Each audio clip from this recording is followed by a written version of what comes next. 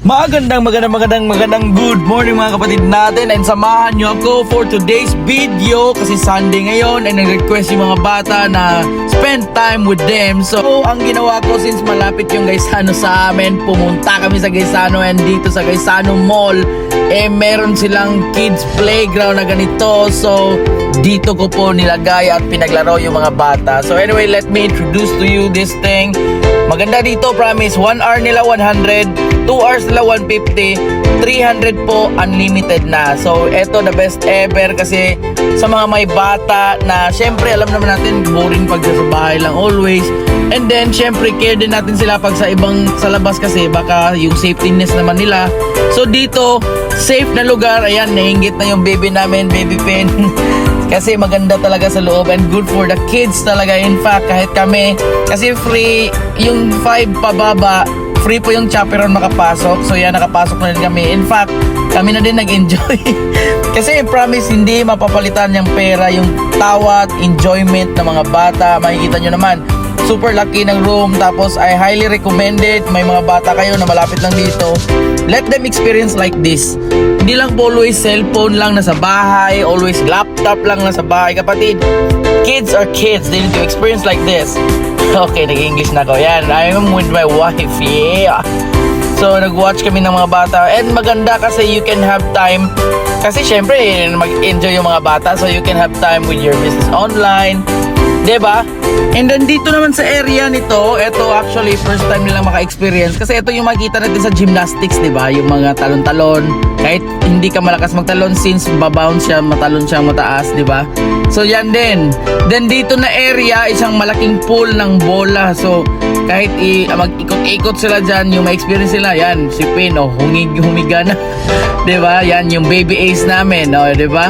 So parang malaking pool. Tapos meron din dyang parang mountain climbing. So maganda din sa mga bata natin, di ba? Exercise. Tapos safe pag mahulog kasi doon sila sa pool ng mga bola. O, di ba? So diyan na banda, maganda din diyan kasi syempre may exercise yung strength ng mga bata natin. Di ba? And then after it, diyan din yung mga Legos.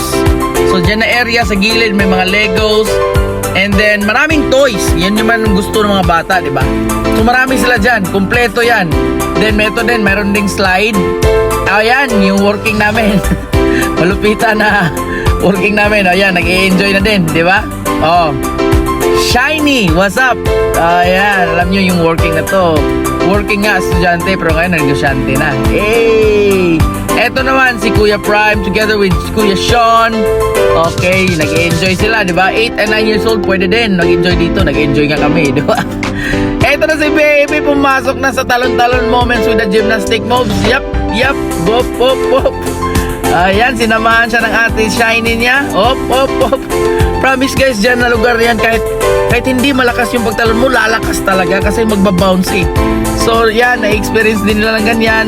Sarap, tsaka safe siya kasi syempre soft lang eh, tapos magbabounce siya.